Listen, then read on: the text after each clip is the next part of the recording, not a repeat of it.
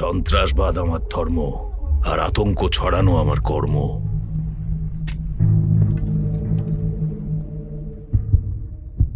ধাক ধাক ধাক ধাক ধাক ধাক ধাক ধাক ধাক ধাক।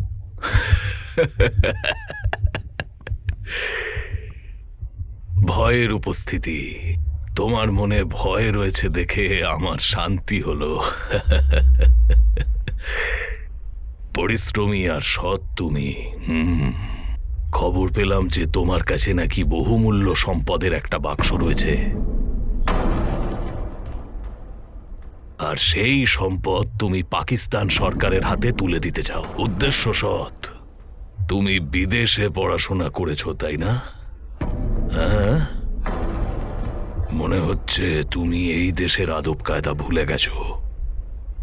বইতে যেমন লেখা থাকে সেভাবে এখানে 5 বছরে সরকার পাল্টায় না। এখানকার সরকারও আমার আর রাজত্বও আমার। বলো বাক্সটা কোথায়?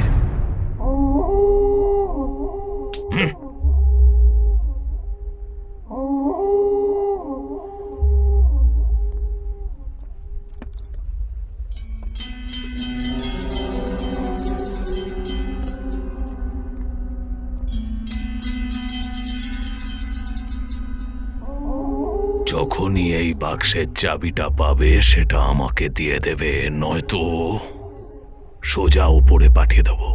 এসো। কান খুলে শোনো, আজ এই মুহূর্ত থেকে যে নিঃশ্বাস তোমরা নিচ্ছ, যে জল তোমরা খাও, যে জমিতে দাঁড়িয়েছ, সেই সব কিছু আমার। এখানে যা কিছু পাবে তা সবার আগে আমাকে দেখাবে। এই এলাকা ছেড়ে কেউ কোথাও যাবে না। যতক্ষণ না এখানে লুকোনো সম্পদ পাওয়া যাচ্ছে ততক্ষণ তোমরা সবাই আমার গোলাম।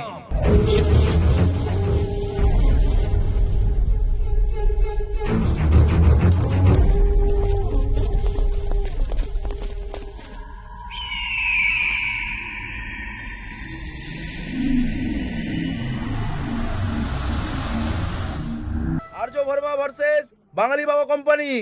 আর্য ভার্মা ভার্সেস বাঙালি বাবা কোম্পানি। আর্য ভার্মা ভার্সেস বাঙালি বাবা কোম্পানি। দেরি করে আসার জন্য ক্ষমা চাইছি জজ সাহেব। নমস্কার। কোর্টের নিয়ম জানেন না? কে ইনি? লেট হলো কেন? সরি ইওর অনার, ইনি আমার ক্লায়েন্ট আর্য। ওই ভণ্ড বাবার বিভিন্ন স্থানে অ্যাড দেখে ওনার খুব ক্ষতি হয়েছে। উনি বলেছিলেন আগামী 60 দিনে আমার ক্লায়েন্টের ভাগ্য বদলাবে। তার জন্য এই সাধারণ লকেটটা আমার ক্লায়েন্টকে দেওয়া হয়েছিল। ভাগ্য তো বদলায়নি, বরং গত মাসে লাইটের বিল না দেওয়ার ফলে লাইনটাই কেটে দেওয়া হয়েছে। তার উপর আবার আমার ক্লায়েন্টকে উনি দিনে একবার খাওয়ার পরামর্শ দিয়েছেন। এতে আমার ক্লায়েন্টের যে শারীরিক এবং মানসিক ক্ষতি হয়েছে তার ক্ষতিপূরণ উনি দিক, এইটুকুই শুধু কোর্টের কাছে আবেদন। কোর্টে আজকাল অদ্ভুত সব কেস আসছে। প্রমাণের ভিত্তিতে কোর্ট আজ এই সিদ্ধান্তে এসেছে যে বাঙালি বাবা কোম্পানি যেন 13,000 টাকা ক্যাশ আর পোস্টাল চার্জ বাবদ 250 টাকা মিস্টার ভার্মাকে ফেরত দেন। আর আমি মিস্টার ভার্মাকে একটা পরামর্শ দেব যে উনি যেন তাবিজ বা মন্ত্রতন্ত্রের উপর ভরসা না করে নিজের পরিশ্রমের দিকে মনোযোগ দেন। থ্যাংক ইউ ইউর অনার, আপনি জাজমেন্টের সঙ্গে জ্ঞানটাও বেশ ভালোই ঠিক দিলেন। আছে, আমি মনে রাখবো। Thank you sir. আরে তুই টাকাটা পেয়ে গেলে আমার ফিস দিয়ে দিবি। হ্যাঁ, দিয়ে দেবো। আর্যবাবু, আপনাকে ভরসা করে খুব বড় ভুল করেছি। যা পয়সা ছিল সব হেরে গেছি। জাজকে বললে বুঝতেন কত ধানে কত চাল। আমি তো আমার দিক থেকে চেষ্টা করেছিলাম। বলুন, এতে আমার কি দোষ? দোষ তো আপনার রাহু কেতুর। কি লোক রে ভাই! সময় পাল্টে গেছে, শনির দৃষ্টি আপনার উপর থেকে চলে গেছে। এখন সমস্ত গ্রহই আপনার পক্ষে।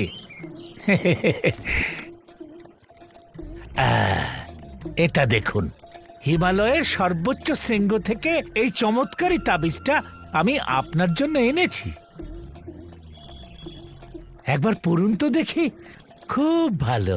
আহা, আপনার মুখে এইরকম তেজ আমি আগে কখনো দেখিনি। এই তাবিজ পড়লে আপনার সমস্ত দুঃখ দূর হয়ে যাবে। 4 বার একই কথা বলেছেন, আদৌ কাজ করবে তো? সব সময় অশুভ কথা। আরে ব্যবহার করে দেখুন না। ঠিক আছে। আরে শুনুন, বাজারে এটার দাম 25,000 টাকা। আপনি পুরনো কাস্টমার, 10,000 ডিসকাউন্ট। আর কোর্টে 13,000 টাকা মাইনাস করলে 2,000 পড়ে থাকে। আর সেটাও যদি দিতে না চান তো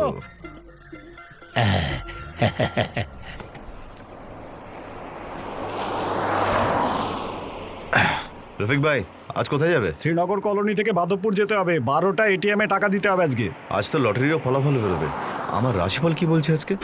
কি বলবো ভাই, সমস্ত গ্রহের দশা আমাদের ওই রাজনৈতিক দলগুলোর মতো। যদি একদল সমর্থন করে তো আরেক দল তার বিরুদ্ধে কথা বলে। কে জানে কে কখন পাল্টি মারে।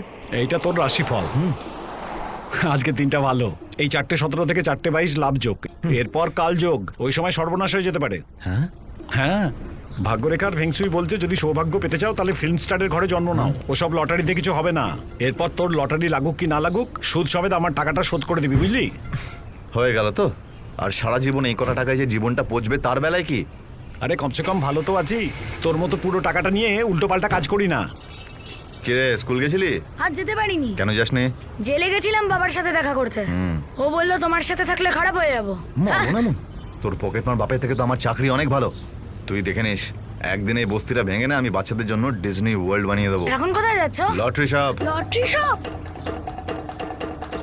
আর্য আবার লটারি কাটতে যাচ্ছে।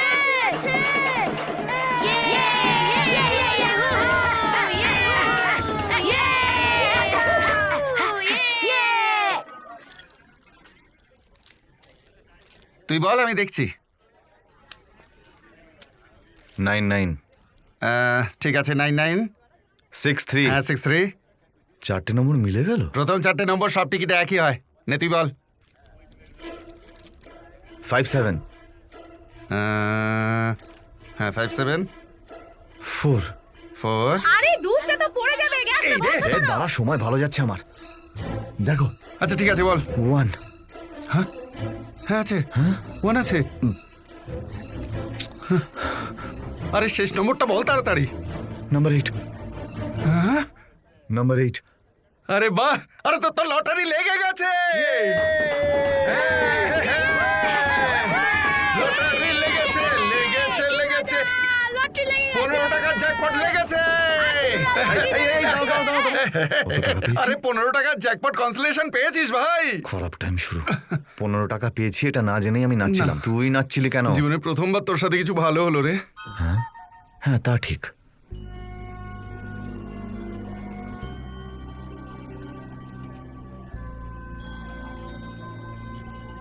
কপাল তো আমারও একদিন খুলবে, তখন 5 স্টারে নিয়ে গিয়ে চা খাওয়াবো। এই বলে তুমি অনেক টাকা নিয়ে নিয়েছো, সেগুলো কবে ফেরত দেবে? এই জন্মে না পরের জন্মে? হ্যাঁ দিয়ে দেবো। আর্য দাদা, আমরা 1000 টাকার নোট কখনো দেখিনি। এই একটাই কথা বলে যাস, কি ছোট ভাবনা রে তোর। 4টের সময় এটিএম এ পৌঁছে যাস, 1000-এর বান্ডিল দেখিয়ে দেবো তোকে, ঠিক আছে? 10, 20, 30, 40। আরে বাবা কি করছো?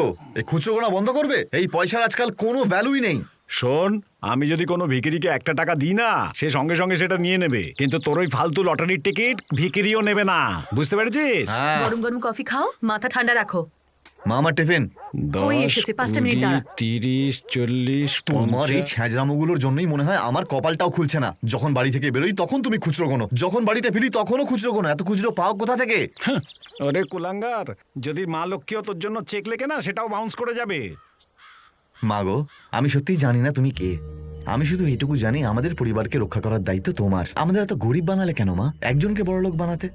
তুমি এই বাড়িতে টাকা পয়সায় ভরিয়ে দাও, আর এনার চোখটাও যেন খুলে যায়। আশীর্বাদ করো মা, আশীর্বাদ করো।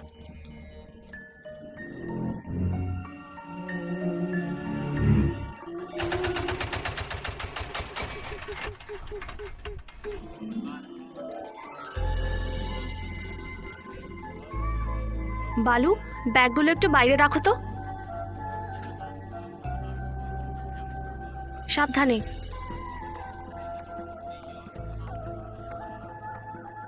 আজ তুমি 1000 প্রদীপ জ্বালাবে? হ্যাঁ ঠাকুর মশাই, মানত করা ছিল বাহ, আমার। মা, তোমার মতন এরকম শ্রদ্ধা আমি কারোর মধ্যে দেখিনি। ভগবানের উপর অটুট বিশ্বাস তোমার, তুমি ভালো বর পাবে।